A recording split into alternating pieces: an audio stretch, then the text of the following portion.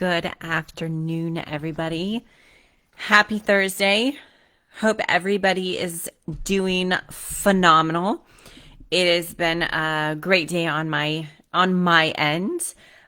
So today I'm actually excited for today's live. I have some great questions and I'm super ecstatic. And so let's go ahead and start and let's get on the protocols and go down it. So today I have a question from Bell Donovan, and his business description and background and question is: we are an e-commerce business that supplies false lashes and magnetic lashes. We want to get into the B2B space, and in particular, nail salons, hairdressers, and beauty salons. We are currently doing sales coaching and are working through adding to our prospect list. In about 4 weeks, we will be making our first contact and just wanted any tips, advice before we do. The question is, what is your best advice on how to get your product on the shelves of other small or medium businesses? So this is a great question and it's right up my alley. My personal, because I do this myself with my non-invasive tattoo removal, is I personally come up with a funnel. I will email those businesses that I want to do business with, but I will also personally follow up with a call, and I will possibly even drop in person and talk to them if they're in my area. So what I suggest on your behalf is you call them, try to get ahead of like the management team or whomever runs that, talk to them personally, and then also send them a follow-up. I would even send them a mailer on top of that because you have 3 forms of communication. I would make sure that you put that in your CRM platform, and I would contact them maybe every 30 days just to touch up, to let them know that you're available, you want to work with them. But also, I'm going to actually reach out to you personally. I do have a client that I am coaching that is looking at bringing on her own line of lashes. So I will contact you personally about that. But for me, that is how I go about. So what you can do is you can actually buy an email scrub list for like nail salons, hair salons, full established salons, and you can actually go through and you can email them like a funnel that will link to your page or whatever you want to offer, and then do follow-ups with that. So that's what I would do. The next question is from Ari Brown, and the business description and background is: I was hired just to clean up their QuickBooks, and they insisted on doing it themselves. Going forward after the cleanup, and they undid the entire cleanup, and it's like talking to a brick wall when you try to explain anything to them about QuickBooks or any other accounting concepts. Mine and my bookkeeper's fear is that because she's a local business, she's going to post some negative review when she's the one that screwed up everything we did, and we let them go and don't fix it again for free. So her question was, how do you fire a client when your only basis is that they're difficult and not willing to change? So this is a great question. I've actually had to do this several times on all my businesses. And it's not that you're firing a client. You are preferring that somebody else can accommodate them better than you can. So my suggestion to you is I always finish my project with them to where it's fully done and complete. And if you can't do that, then maybe contact them and let them know that there could be somebody else that could handle what they need done because you cannot complete that task, and somebody else is probably going to be more beneficial for them and their company, and you refer them out. I typically, when I have a difficult client, I will handle the client. I will finish the job that I'm doing with the client. But then when the client comes back, I refer them out. I just let them know that either I am fully booked, I can't take any more business, or I feel that they would be better off with somebody else in that expertise because I feel that those people would actually maybe help them with their business thoroughly compared to what I can provide them. So it's more or less, I kind of give them a positive feedback with letting them know that I am no longer going to take them. So it's not like you're letting them down to where you're going to get a negative review or any negative feedbacks, because you're doing what is best for that client.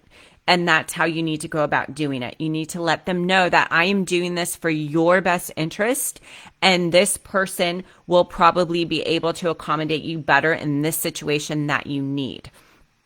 So you always want to take it to a level that you're helping them out, because then that makes you more of a leader in the realm of what you're doing, and it makes them respect you more, that you're willing to say somebody else can help you more in that area. So that is my suggestion of what to do in that realm.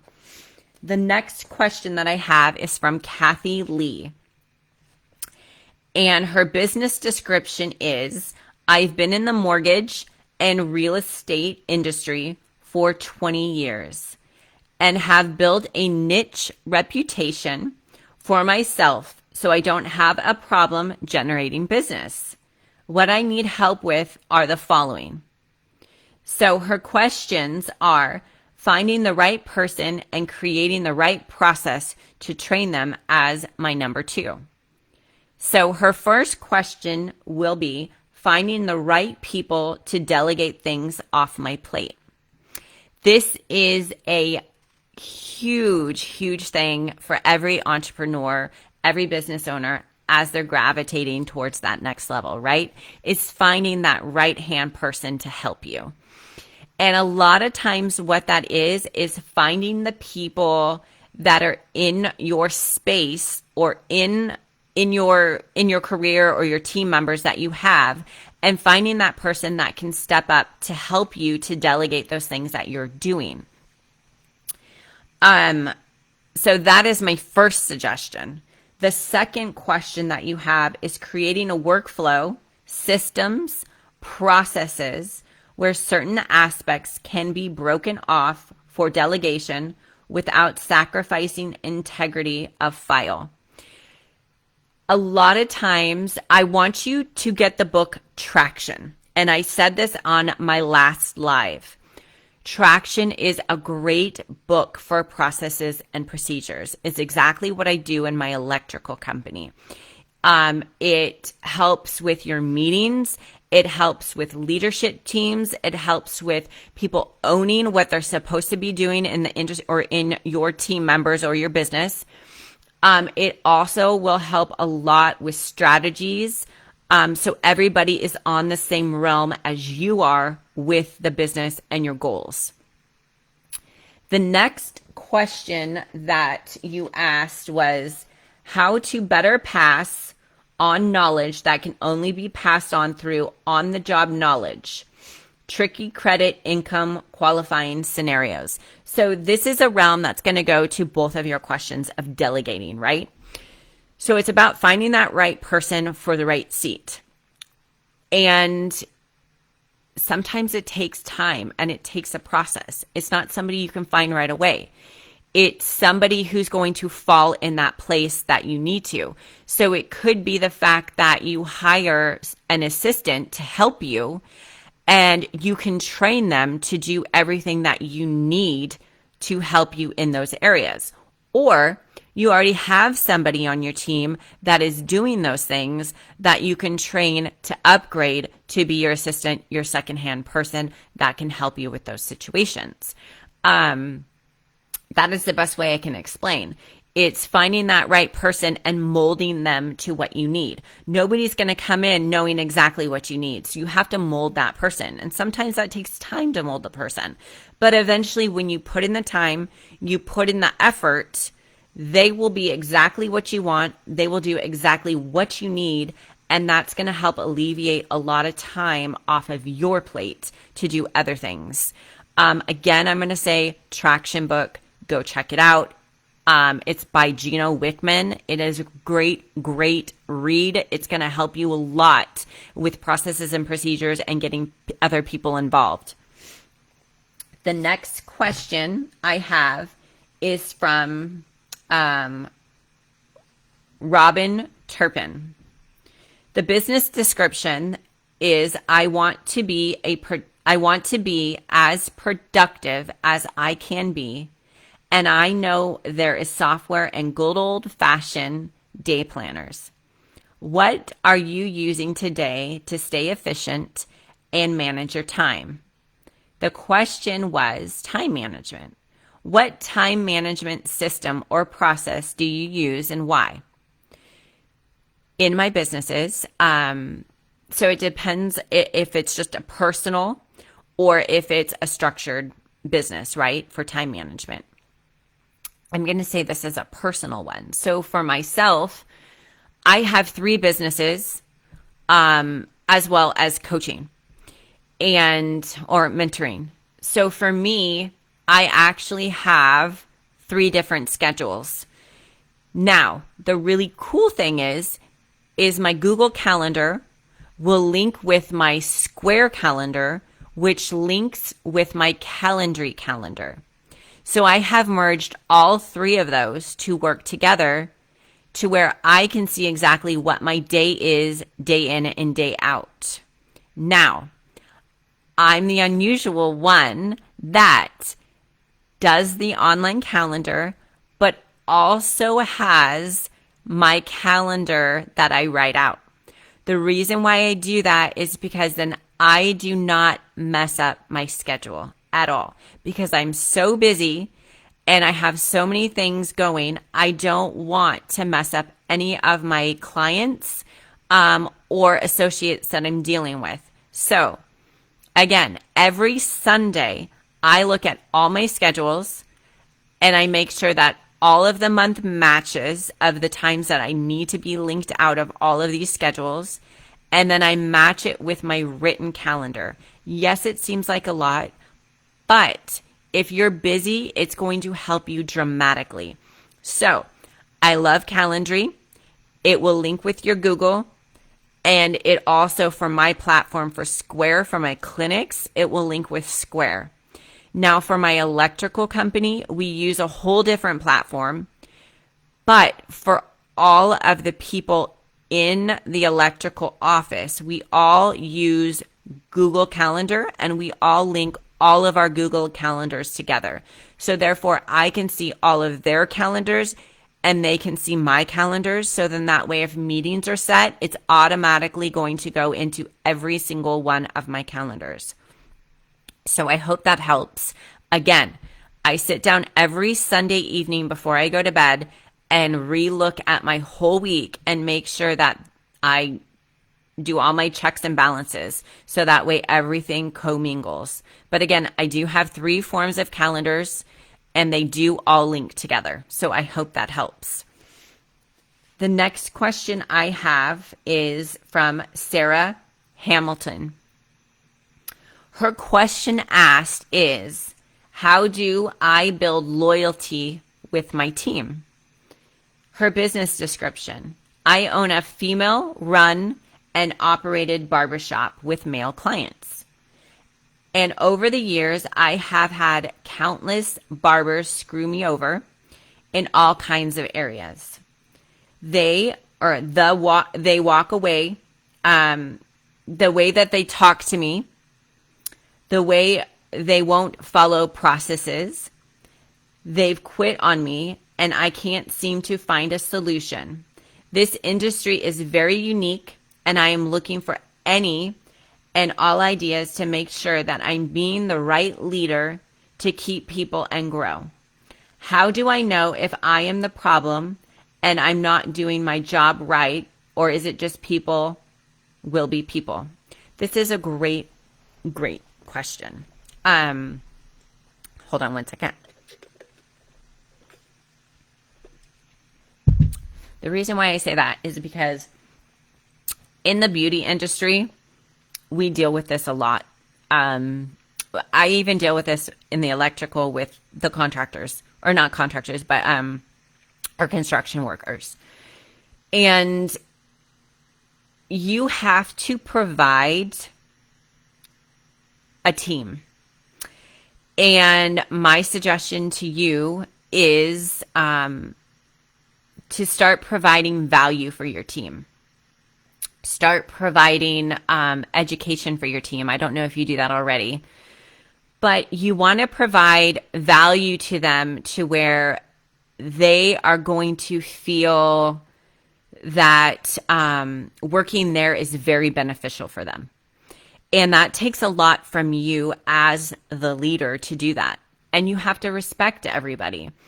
So my suggestion is I always do quarterly meetings with each one of my team members. With that, I ask them how I can do a better job to make them happier where they're at. And everybody gives you feedback. So then that way you can go forward with what you feel that each individual is wanting out of being there. Another great thing is offering perks and incentives for being there, right? So I'm sure you give commission off of, products, maybe run like monthly promos. Like if somebody does so much that, they get a bonus that month. I offer, for instance, in the electrical contracting field, we offer 401ks. But our 401ks are actually life insurance 401ks. So it's something that's not coming out of our pocket, but we're providing value for our team members. So I have monthly meetings that are providing value for them. I have somebody coming in and speaking about credit, how to build up their credit, how to do things to help to build them up financially, right? So you're providing value for them that is free for you, but it's benefiting the guy who's doing the 401k to come in to get people to sign up under the 401k. Maybe offer health benefits for a team, right? If you get a whole team in there, that you provide a little bit of compensation for those health benefits. These are things that you have to do in order to provide value to your team members that are completely different than another barbershop. Maybe have a special person come in every quarter to teach them certain things that they would have to pay to go get education somewhere else. These are things that just provide value for you and your business. It's making you a leader in the industry. So when it's not like a drag to work there. People are actually going to line up to want to work with you because you are providing way more value for the people that work for you with their future and going forward. I'm trying to give another explanation. So in the electrical, we do a lot of monthly meetings where I have people fly in and educate them on certain things that's not even electrical. It could be, credit, financial, different things like that. Maybe making a barber of the month or having a barber of the month speak about something.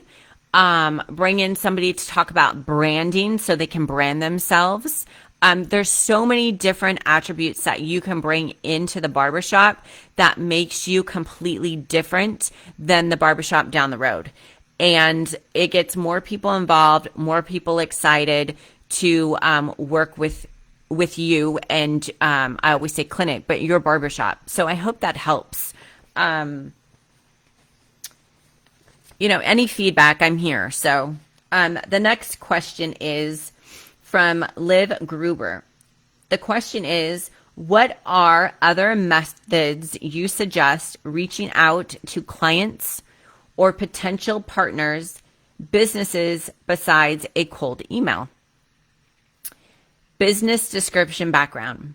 My business is a cellar door plants.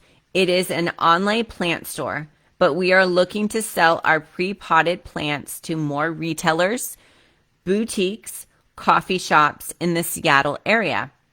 I am creating our offerings right now, but I wanted some advice on the most effective way for me to reach out to people.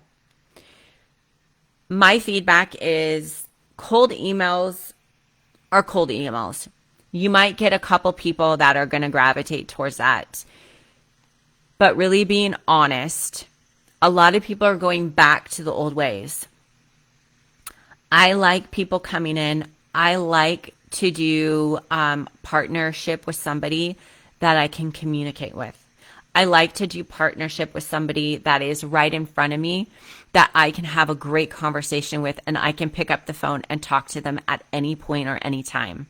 So my suggestion to you is to come up with some really great flyers. I would personally put somebody out to go and launch those flyers into the businesses that you want to work in. I would even send them a email after the fact, after you send or you give them, like the literature. I would even follow up with a phone call from you personally.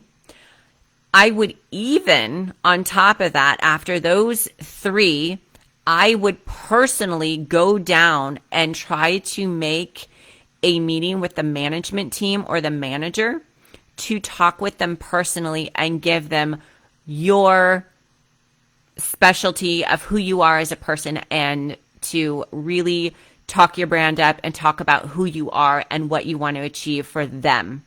Always make it about how you can help them. You want to help them. And with that, what happens is people want to know you, like you, and trust you. So that is giving them 4 chances to get to know you, like you, and trust you.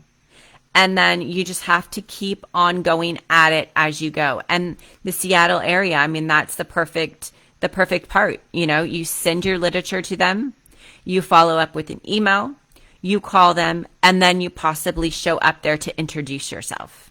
A lot of people want that now. They want that interaction. They don't want just cold emails.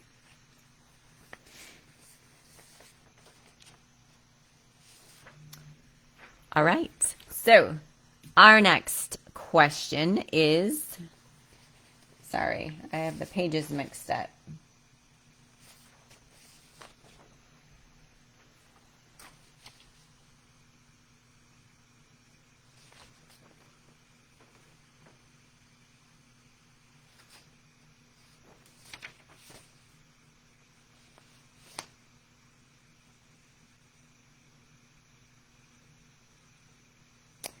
So the next question I have is, it is actually,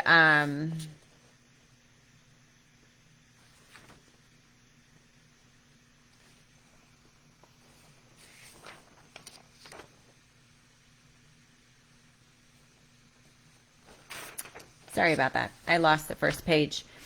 Okay, so the business description, this is from Kimberly Patterson. She provides premium bridal and beauty services classes for women who love a natural yet enhanced makeup look.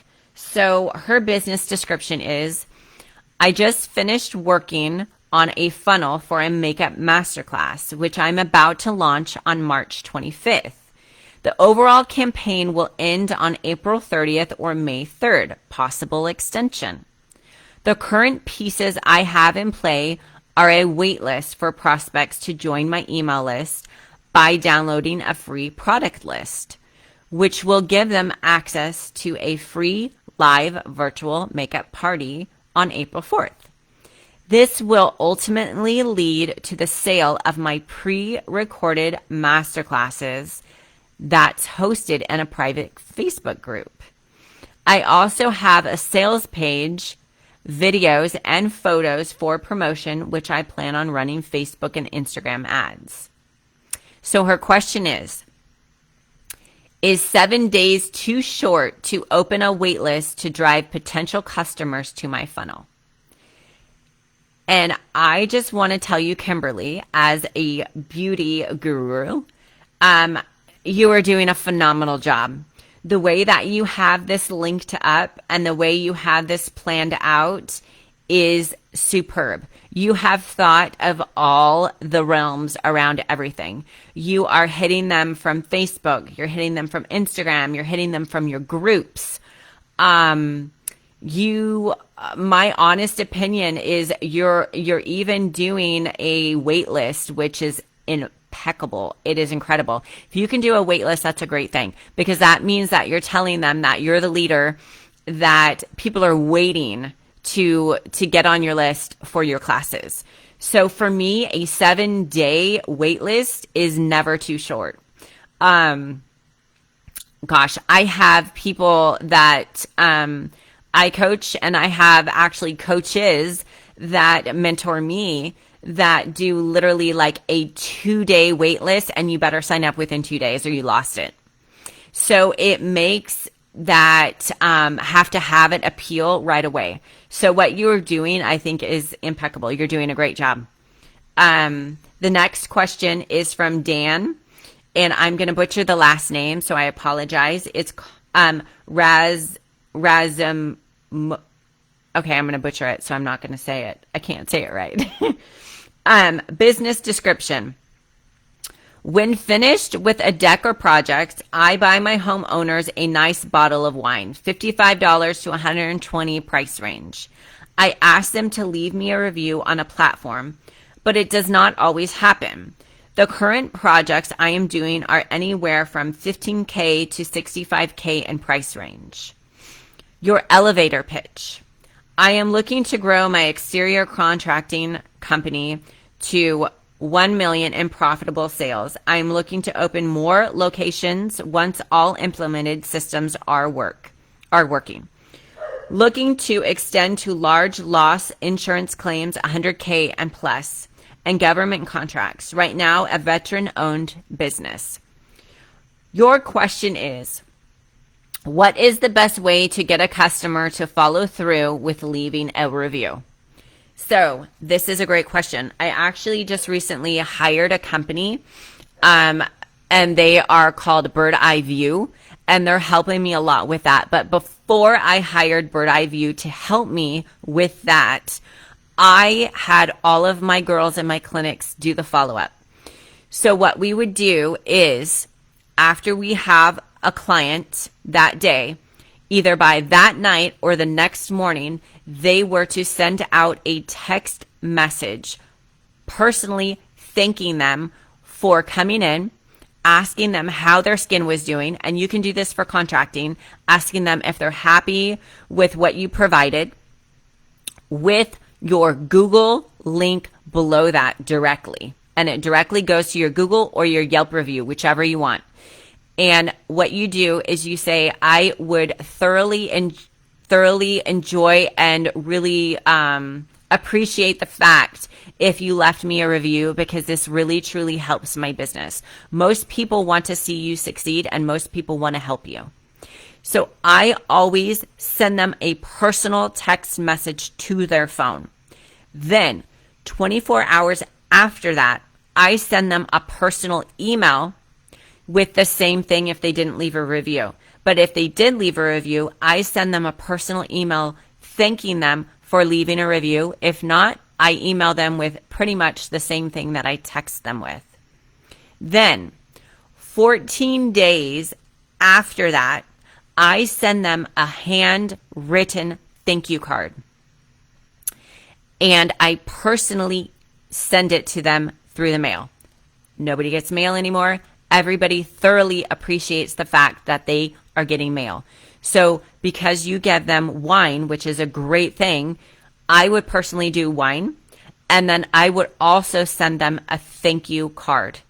Then what you can do if you get no review after that, I would probably wait 30 days and I would send them the same text message asking if they would review you. Most people will review you right away. You're probably going to get a couple people that won't. But if you go back within 30 days, they're going to be like, oh yeah, I forgot to review him. I need to review him now. So that is how I do it in my clinics. And in my electrical contracting company, it's actually how I do it. Every month, I have my receptionist send out thank you cards to every single person that we provided electrical contracting for residential to. So I hope that helps. The next question I have is from Nancy Lopez. Her business description is, I have no debt. Recently completed my 6-month emergency fund. Congratulations. I have $2,000 spare to invest in kicking off my jewelry business, for which I need to do so much. I can probably bootstrap, but not sure if I will quickly need more, and therefore will need to use the emergency fund. Okay. So her question is, should I keep my 6-month emergency fund completely, or should I use some of it to invest in starting my business? So this is a tricky question. And the reason why I say that is because you have to do what's best for you. I can't tell you that you should be going into your fund and pulling money out, because maybe to you that is very, very important to have that fund there for the just in case if something happens. Everybody runs their life and everybody runs their business different.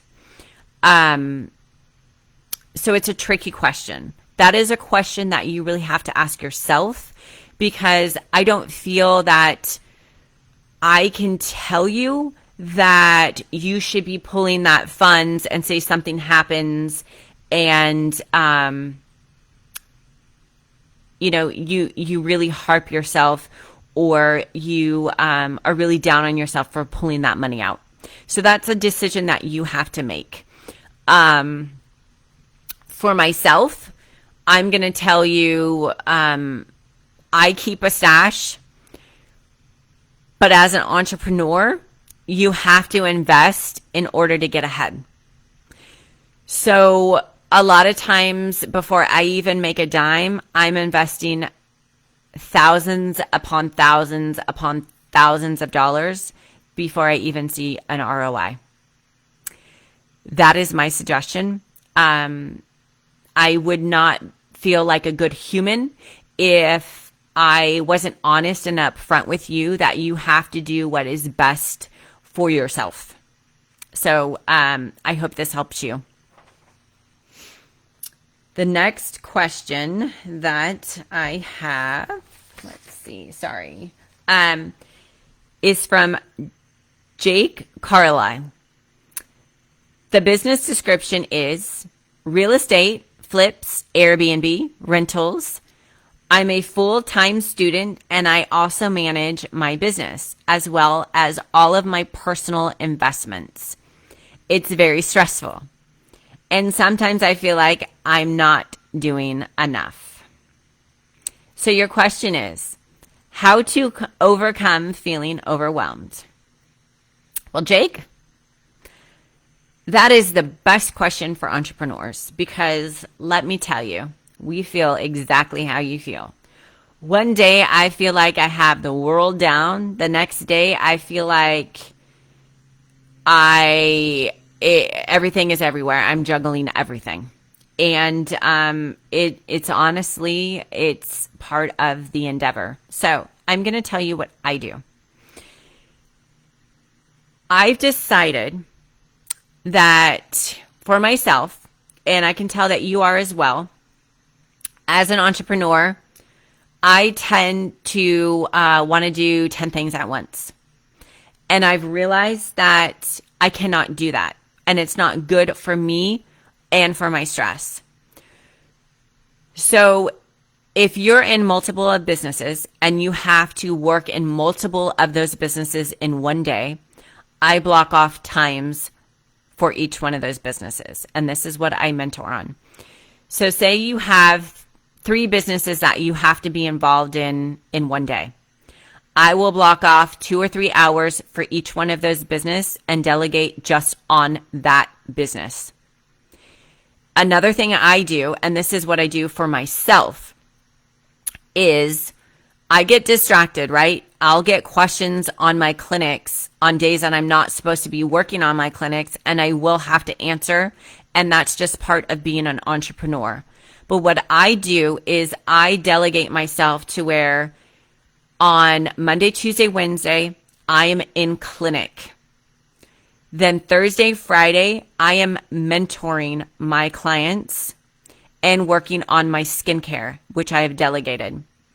The electrical company is pretty much ran on its own, which is I'm very thankful for. But before, I had to delegate to where on Thursdays, I was in the electrical clinic working. So you just have to delegate times or days that you need to work on these certain businesses. That is the best way that I can tell you, is the easiest way so you don't stress yourself out. I have a calendar and I live and die by my calendar. I will even put in my calendar, I will put in there, wake up at 5 o'clock in the morning, 5 to 6 is my social media. From 6 to 6:30 is my meditation. From 6:30 to 7:30 is my workout time. 7:30 to 8:30, I get dressed and ready to go to work. Like, I literally have it dialed in of every single thing that I do, so that way I am on calendar. It is the only way to keep my life in order. So I hope that this helps you. The next question is from Corey Steffens. And his business description and background is, I'm in direct sales, distributor of water, ionizer. I am looking to share the opportunity more than I am wanting to share the product. I am wanting to build a team. I am currently going through the personal worksheet, feeling a little bit of resistance when filling it out. The question is our ideal client someone who is similar to ourselves? So Corey, I am going to tell you something that is going to help you a lot. I do my ideal clients, right? Your ideal clients are not going to be exactly who you are or like you. Your ideal client is what you want to fit your business description. So I'm going to give an example of myself for, let's say, for skincare, right? My skincare is very, very high quality skincare. It costs me a lot of money to produce the skincare. It is pharmaceutical, holistic grade products. So therefore, it is not going to be for the average person or below average person to buy because they are more high end. And I'm not saying that the average person will not buy it. I am not knocking that. But a lot of my products, it's going to have to be somebody who makes a certain figure amount. So I have different ideal clients, right? I have probably 10 different ideal clients that I want for my clients. One can be a male, he could be divorced, or he could be married, and he has to make over a certain amount of money in order to have my products or to use my products. So it does not have to be the description of who I am personally, right? Most likely somebody who's going to be using my products are probably going to be very health conscious. They're going to care what they look like. They're going to be making over a certain amount of money. They're probably going to live in a certain area. They're probably going to drive a certain type of car. And that is going to be your ideal client. So you need to look at your product and think of who is going to be my official client that is going to be using my product. It could be a fitness person that is probably going to, who wants to spend a certain type of money, who will spend that certain type of money to have good quality water that they're drinking, right? So that is how you need to do your ideal client. Sit down. I always tell people to pick 25 different clients that you want. And I actually will find them on Facebook. I will find them on Instagram. And I will market to where whenever they post on Facebook or Instagram, I get notices right away. So I could be the first person that will go on there and comment. And then I'm starting that relationship with them, right? I'm commenting on their posts. And then they're like, who is this person? Then they check you out. And then you start that conversation. It goes back and forth, back and forth. Now they know you, they like you, and they start trusting you. Now you have your ideal client. Once you lock that ideal client in, you get rid of that ideal client and you add in a different ideal client, and you go back to your Facebook or your Instagram or your LinkedIn and you do it over again. That is exactly how I have always launched all of my businesses, with finding that. So I hope that helps you.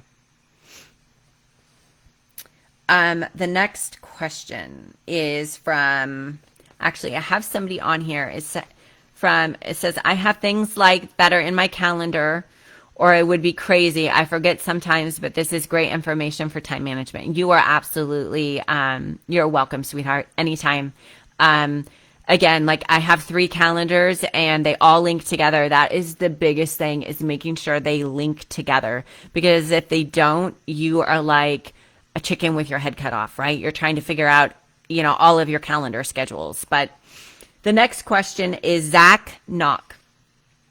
Zach's business description is, my company, Diamond State Technology, specializes in working with access control, cameras, automation, and security systems for both residential and commercial applications. The reason why I'm asking this question is I'm growing rapidly and I need guidance on how to build 6 months training program for my technicians. Thank you, mentors, for your valuable and irreplaceable knowledge. Well, thank you, Zach. That was nice.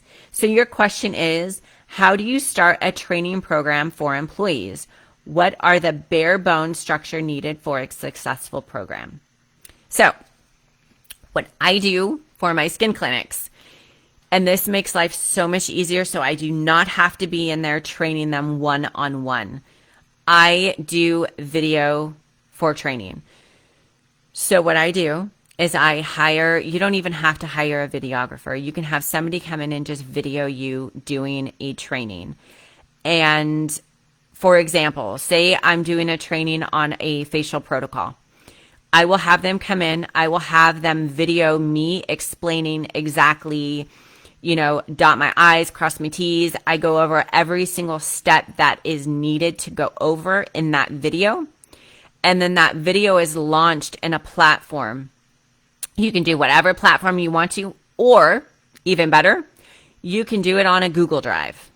And you can share that Google Drive until you get to a point to where your business is at a point to where you can produce that on like a Kajabi site or whatever site you want. I think there's even Loom, things like that. I haven't used those before. And what you can do is you can provide a platform.